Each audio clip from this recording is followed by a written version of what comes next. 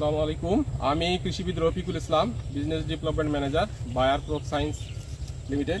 আর আমি আজকে যে এলাকায় দাঁড়িয়ে আছি এটা হচ্ছে বগুড়া জেলা শেরপুর উপজেলা সালফা নামক একটা জায়গায়। ঠিক সালফা এই এলাকাটা বগুড়ার খুব বিশেষ করে আগাম রবি মৌসুমের ভুট্টা চাষের একটা উপযোগী এলাকা।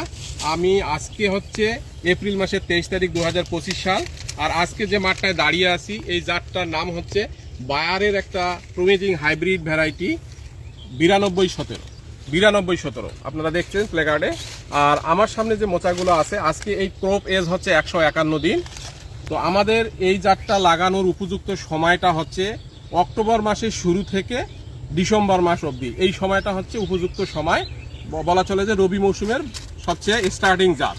তো 9217 কেন চাষ করবে এইটার পিছনে একটা লজিক হচ্ছে 9217 যখন অক্টোবর বা নভেম্বর এই সময় লাগাবে বা ডিসেম্বরে, দেখা যাচ্ছে যে মার্চ মাস, এপ্রিল মাস এই সময়ে অথবা মে মাসে এরকম কালবৈশাখী ঝড় আসে আর কি।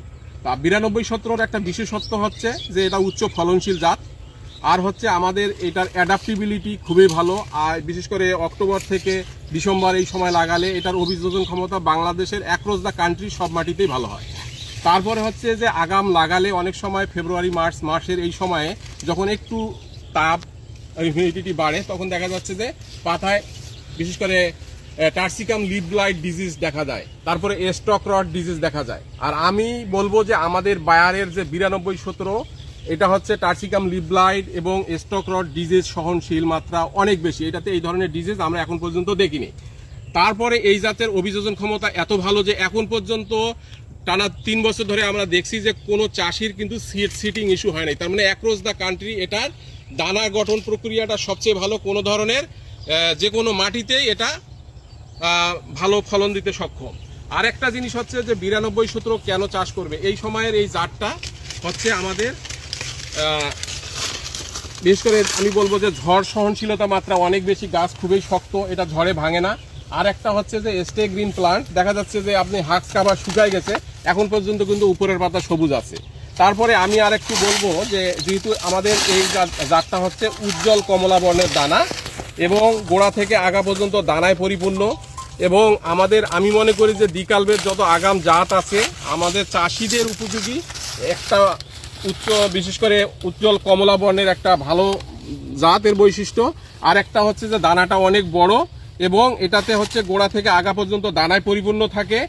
আর এটাতে দেখা যাচ্ছে যে আপনি যদি এই যে আমাদের স্টেগ্রিন প্লান্ট হওয়ার কারণে চাষি যদি একটু বিশেষ করে পাতা সবুজ অবস্থায় কেটে ফেলে, হয়তো রস বেশি থাকে, আমরা বলবো যে আমাদের বায়ারের রিকমেন্ডেড ডোজ হচ্ছে বলা আছে যে পাতাটা শুকায় যাওয়ার পরে আমরা যদি হারভেস্ট করি এটাতে রসটা কমে যাবে, দানাটার কালারটা খুব উজ্জ্বল কমলা বর্ণের হবে এবং বাজারে উচ্চ মূল্যে বিক্রি করতে পারবে। ইভেন কোনো স্টক পার্টি অথবা কোনো চাষি দীর্ঘ সময় যদি তার গোডাউনে দানাটা সংরক্ষণ করে, যে দাম যখন বাড়বে তখন বিক্রি করবে, সেই সময় কিন্তু সে সংরক্ষণ করতে পারবে। আর একটা হচ্ছে যে আরেকটা এই জাতের একটা বিশেষ বৈশিষ্ট্য হচ্ছে যে এটার ইউনিফর্ম ক্রপ, প্রত্যেকটা গাছের মোচাগুলা একই লেভেলে ধরা এবং সবগুলাই প্রায় একই রকম। এখানে কিন্তু ছোট বড় মোচা খুবই কম এবং দেখা যাচ্ছে যে নিয়ার অ্যাবাউট আমি মনে করি যে 70% মোচা একই ধাঁচের। এবং এটাতে যেহেতু কোনো ডিজিজ নাই, তারপরে স্টক রট নাই, এখানে পপুলেশন সংখ্যাটা ঠিক থাকে। আর আমাদের এই 9217 আরেকটা বিশেষত্ব হলো চাষিদের মুখে শোনা এবং আমরা নিজেও দেখেছি, চারা রোপণের পরে এটা জার্মিনেশনটা খুবই ভালো এবং চারার গ্রোথটা খুব ভালো থাকে। দেখা যায় নভেম্বর মাসে ডিসেম্বর মাসে ঠান্ডা পড়ছে, দ্রুত কিন্তু অন্য জাতের চেয়ে দ্রুত স্প্রাউটিং হয়, চারাটা গ্রোথটা ভালো থাকে। এই জন্য দেখা যায় পোকার আক্রমণটা কম হয়, ডিজিজটা থাকে না, চাষিদের খরচটা কমে যায়।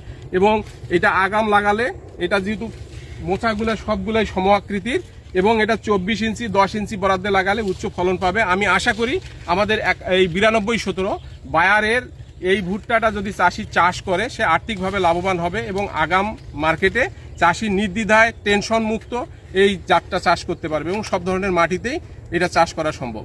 ধন্যবাদ কাউসার ভাই আপনাকে। ধন্যবাদ রফিক ভাই।